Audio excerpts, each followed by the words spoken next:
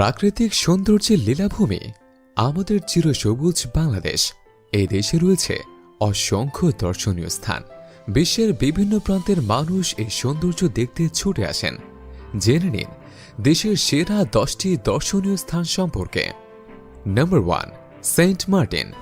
Saint Martin বাংলাদেশের একমাত্র প্রবাল দ্বীপ, যা দেশের মূল ভূখণ্ডের সর্বদক্ষিণে এবং কক্সবাজার জেলা শহর থেকে 120 কিলোমিটার দূরে 17 বর্গ কিলোমিটারের একটি ক্ষুদ্র দ্বীপ। স্থানীয় ভাষায় সেন্ট মার্টিনকে নারিকেল জিঞ্জিরা বলেও ডাকা হয়। অপূর্ব প্রাকৃতিক সৌন্দর্যমণ্ডিত এই দ্বীপটি বাংলাদেশের অন্যতম পর্যটন স্থান হিসেবে জায়গা করে নিয়েছে। নাম্বার 2, কক্সবাজার। সারি সারি ঝাউবন, বালুর নরম বিছানা, সামনে বিশাল সমুদ্র। ছুটিতে বেরিয়ে আসার জন্য পৃথিবীর সর্ববৃহৎ সমুদ্র সৈকত কক্সবাজারের তুলনা হয় না।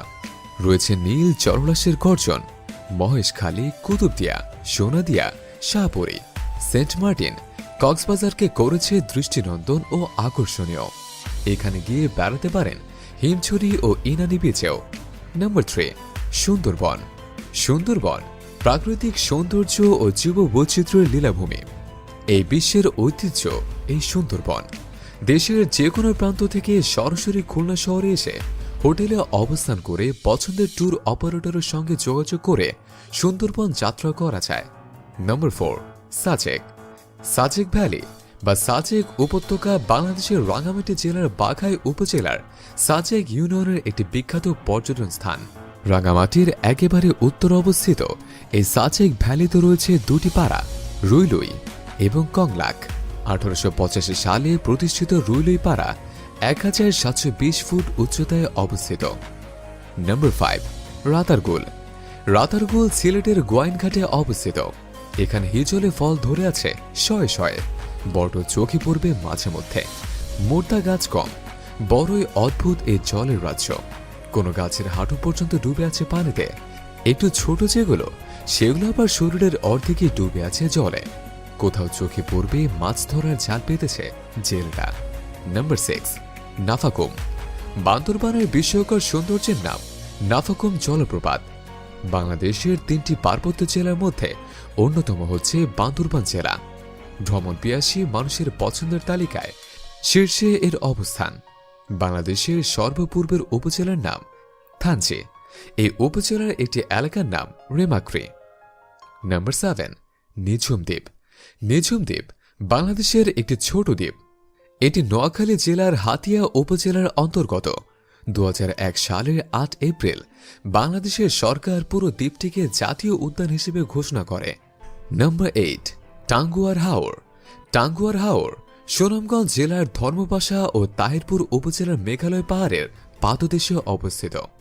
মেঘালয় পাহাড় থেকে 30টিরও বেশি ঝরা বা ঝর্ণা এসে মিশেছে এই হাওরে।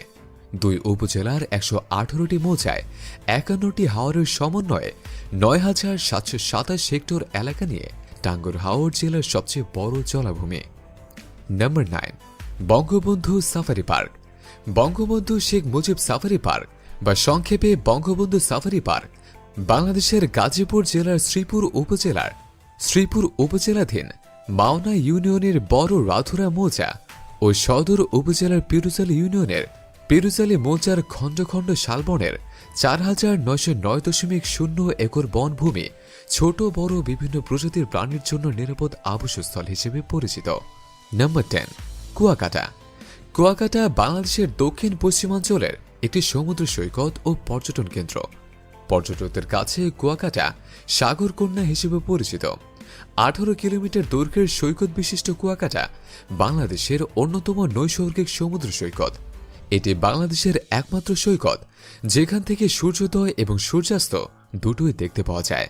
আজকের ভিডিওটি আপনাদের কেমন লাগলো জানাতে ভুলবেন না কিন্তু। ভিডিওটি ভালো লাগলে অবশ্যই চ্যানেলটি সাবস্ক্রাইব করে পাশের বেল আইকনে ক্লিক করে আমাদের সাথে থাকুন। ধন্যবাদ।